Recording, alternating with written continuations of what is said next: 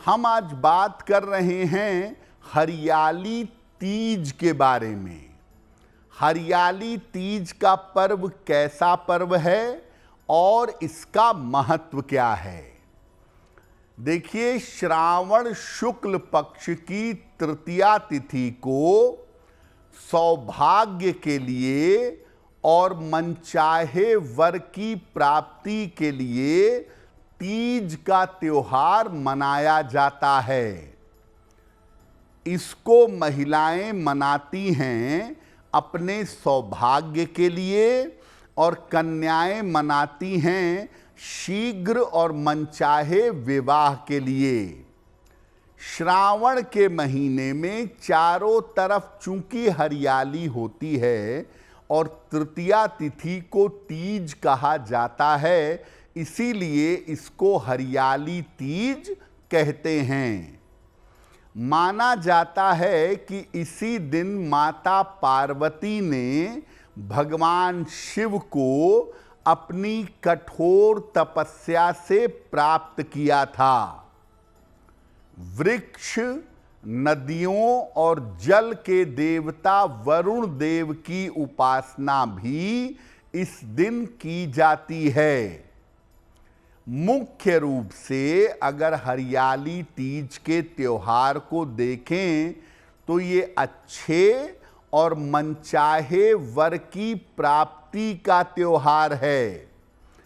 इसीलिए जिन कन्याओं का विवाह नहीं हो पा रहा है, उनके लिए इस व्रत को रखने का और इस दिन भगवान शिव और मां पार्वती की पूजा करने का विशेष महत्व है। जिन महिलाओं का विवाह हो चुका है, उनको संयुक्त रूप से भगवान शिव और मां पार्वती की उपासना करनी चाहिए। तो हरियाली तीज के दो ऑब्जेक्टिव हैं।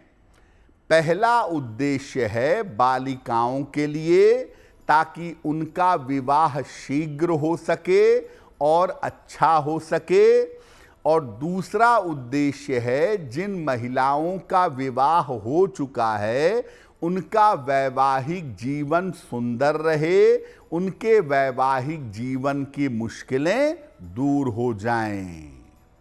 हरियाली तीज पर कुंवारी कन्याएं और विवाहिता महिलाएं दोनों भगवान शिव और मां पार्वती की पूजा करती हैं। आपको बताते हैं कि हरियाली तीज पर पूजन के लिए किन बातों का ध्यान रखना चाहिए।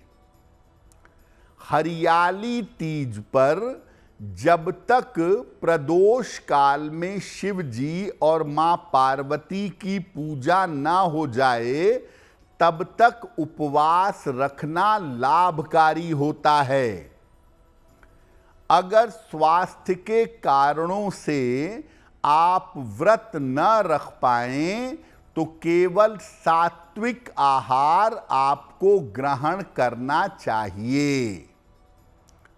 जो महिला या जो बालिका इस दिन पूजा करेंगी, उनको संपूर्ण श्रृंगार जरूर करना चाहिए।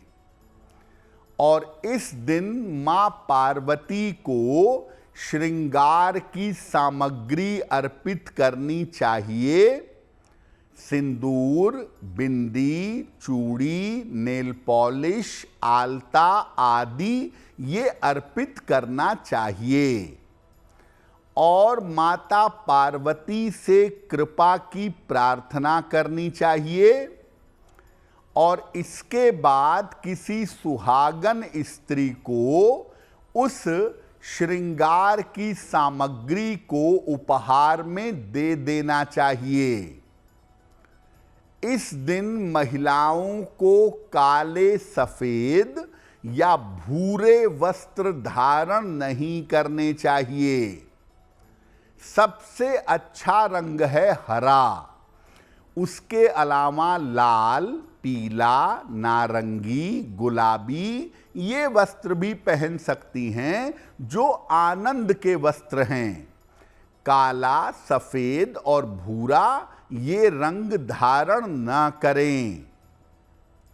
हरियाली तीज पर जो पूजा होती है वो प्रदोष काल में करना उत्तम होता है।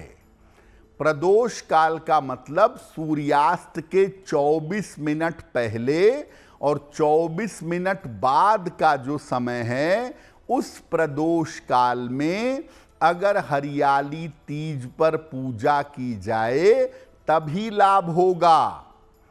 इसीलिए दिन भर व्रत उपवास रखकर मंत्र जप किया जाए, प्रार्थना की जाए और प्रदोष काल में शिव जी के मंदिर जाकर भगवान शिव और मां पार्वती की पूजा करनी चाहिए। अब ये जानते हैं कि जिन कन्याओं का, जिन बालिकाओं का विवाह नहीं हो पा रहा है, वो हरियाली तीज पर शीघ्र विवाह के लिए भगवान शिव और मां पार्वती की पूजा कैसे करेंगी। बालिकाएं प्रातः स्नान करके उपवास रखेंगी और पूजा का संकल्प लेंगी। दिन भर अधिक से अधिक भगवान शिव का और माता गौरी का ध्यान करेंगी। अगर मंत्र जानती हैं तो दिन भर ओम गौरी शंकराय नमः, ओम गौरी शंकराय नमः इस मंत्र का दिन में जब अवसर मिले जप करें। प्रदोष काल में संपूर्ण श्रृंगार करके शिव जी के मंदिर जाइएगा। भगवान शिव को पीले वस्त्र और पीले फूल अर्पित करिए। माता पार्वती को लाल वस्त्र और श्रृंगार की सामग्री अर्पित करिए। इसके बाद शिव जी और माता गौरी के मंत्रों का जप करिए। जप करने के बाद मंदिर में एक घी का दीपक जला दें। भगवान शिव और माता पार्वती से प्रार्थना करें कि विवाह शीघ्र हो और बेहतर हो। श्रृंगार की सामग्री किसी सुहागन स्त्री को दान कर दें। इस पूजा के बाद आप चाहें तो अपने व्रत का समापन कर सकती हैं। बहुत सारी बालिकाएं या स्त्रियां होती हैं जो अगले दिन सुबह व्रत का समापन करती हैं और तब सुहाग की सामग्री का दान करती हैं। वैसा भी कर सकती हैं। अगर आपका स्वास्थ्य अनुकूल नहीं है, आपको दवाइयाँ खानी पड़ती हैं, तो ऐसी स्थिति परिस्थिति में आप सात्विक भोजन, बिना प्याज लहसुन का सात्विक आहार ग्रहण करिएगा और सात्विक आहार ग्रहण करके अपनी पूजा करिएगा। तो हरियाली तीज पर कोई भी बालिका ईमानदारी से प्रार्थना करके अगर भगवान की पूजा करे तो उसका अच्छा विवाह शीघ्र होगा। अगर आप मुझसे जुड़ करके अपनी समस्याओं का समाधान चाहते हैं और चाहते हैं कि आपकी समस्याओं को ज्योतिष के माध्यम से सुलझाया जाए, तो आप हमसे संपर्क कर सकते हैं, जुड़ सकते हैं एस्ट्रो तक पर।